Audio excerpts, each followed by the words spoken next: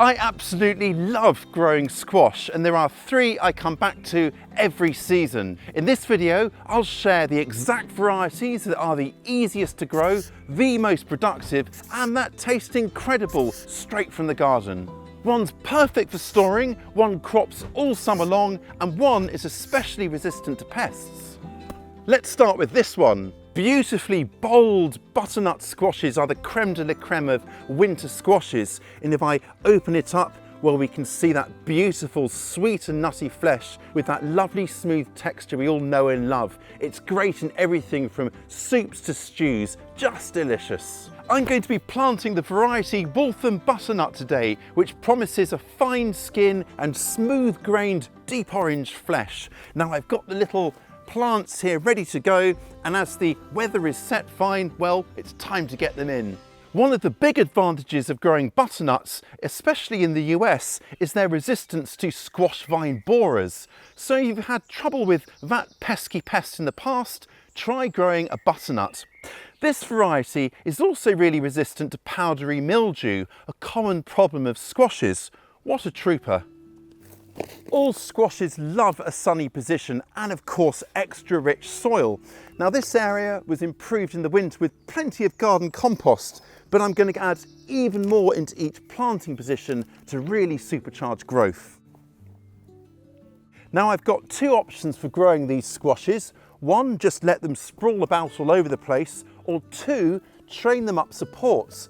I'm going for the latter, because by doing that I can plant them a little bit closer, say 2 foot or 60 centimetres apart rather than 4 foot or over a metre. It also means by training them onto supports, I'm going to get a lovely vertical accent of interest here in this corner of the garden, which will really bring it to life. So in this bed I should be able to get 3 plants, and I'm adding about half a bucket full of compost into each planting position, and then I'm also going to add a small handful of bloodfish and bone as well. Other organic fertilisers that don't use animal products are available.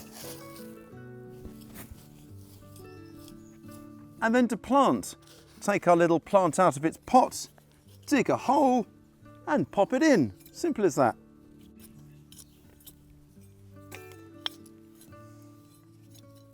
If you saw my recent video on zucchini or courgettes, linked to down below by the way, you'll know what's coming next.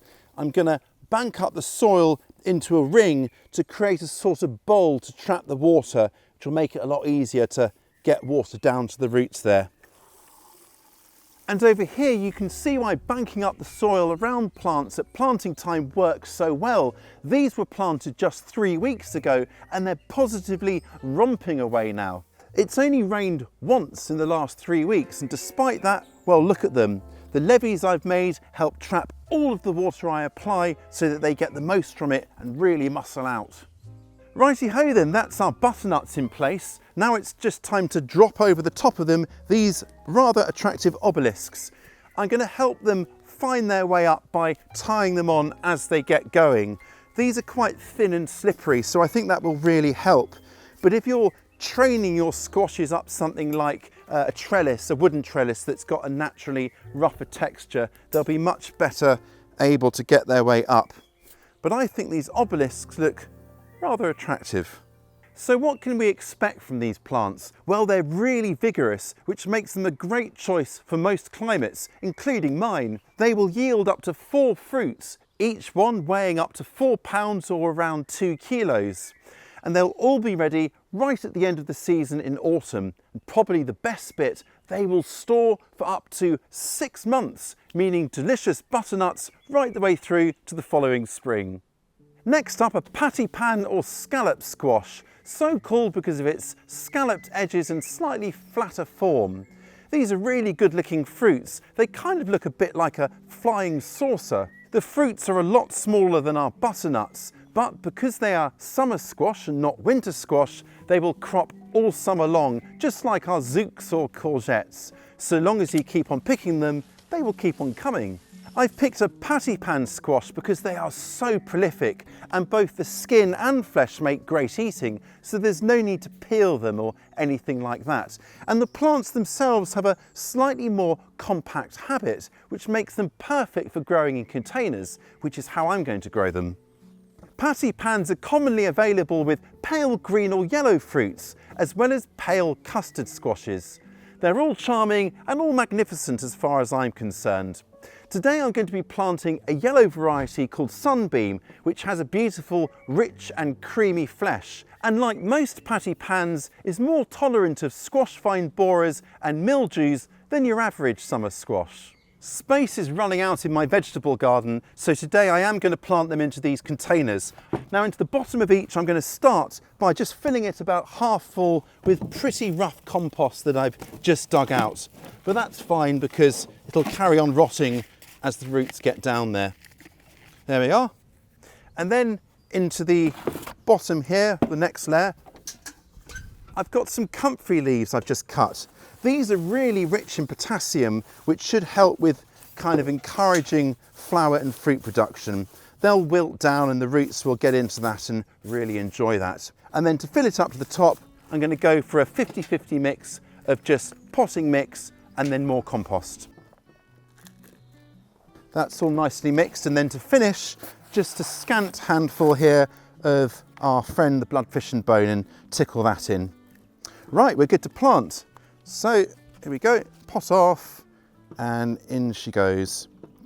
Now, like all squash family plants, you'll get much better pollination when there's more than one plant growing in the vicinity, so the bees can flip between the flowers a bit easier. So what I'm going to do is I'm going to grow all three of these plants in pots, their own pots, but close to each other to up the chances of good pollination. Like all summer squash, these guys grow fast, so I should expect the first fruits as soon as 6 weeks or so, possibly even sooner. I'll need to keep these containers well watered because they'll be relying on me for all their moisture. But I've got the perfect spot for them, a little sun trap corner up on my patio where they can bask in the sunshine all day long. Then once the fruits do come through, I'll need to cut them nice and young to keep them coming, just like my zucchini or courgettes. Now, patty pans have a denser flesh than zucchini, which makes them ideal for slicing or grilling, even stuffing, and they're great with meats, pastas and grains. Yum! Have I saved the best till last? I reckon so. These absolute stunners are red curry, and inside this vibrant, bright orange flesh is a super intense, low water content, dense flesh that translates to epic flavours. Try it in curries, casseroles, even pies, tarts and bread. My goodness, this is the poster girl of the squash catwalk. Am I getting carried away? Perhaps, but if you've not tried this, well, you are in for a treat, my friend. Red curry, also known as uchiki curry, is a Japanese bread variety that produces these portion-friendly, teardrop-shaped fruits that open to reveal a beautiful, golden, creamy, sweet and nutty flesh. Like the butternuts we planted earlier, these guys will store for months, and they're full of good things, everything from vitamins A and C to fibre. Lovely stuff. They don't look like much, do they? But these little plants are going to sprawl. I'm going to put them down here where they've got loads of space to kind of sprawl out hither and thither. Now it gets good sunshine, and as it's lowered down, if I dig down, the soil's still quite nice and moist. This is our driest spring on record, and yet look, it's still pretty good. So I know that I won't have to carry on watering and watering down here. There's good natural moisture. Let's get them in. And as before, I'm going to add about half a bucket of our lovely compost to each planting area, and then some bloodfish and bone. And then plantings exactly as before. Dig ourselves our little hole into our prepared ground and pop it in. There we are. And just like the butternuts, I'm going to finish by making a little bit of a little bowl around it, especially as we're on a slope here. That's going to be important to catch all the waterings so it goes down to the roots. Now the other two plants, they're at least about 3 foot or a metre away, so that gives plenty of room for all the stems to sprawl and grow. I can't tell you how much I agonised over the choice of this third squash. For me, it was a really close call between red curry and Crown Prince, an equally tasty squash with dense flesh and really attractive, dusky, glaucous skin. Really stunning. So if you can't find yourself red curry or uchiki curry, then look out for Crown Prince, my honorary fourth choice, if I'm allowed that. All being well, we can expect 5, possibly even 6 fruits per plant, which is pretty impressive when you come to think about it. And these will all become available right at the end of summer into autumn. And after curing them, they can then go into store when they should last for several months. Now, if you'd like to know more about harvesting and curing your squash, then I will link to a video that covers that in the description below. If you haven't got any young squash plants or plugs, don't worry, there's still plenty of time to sow them.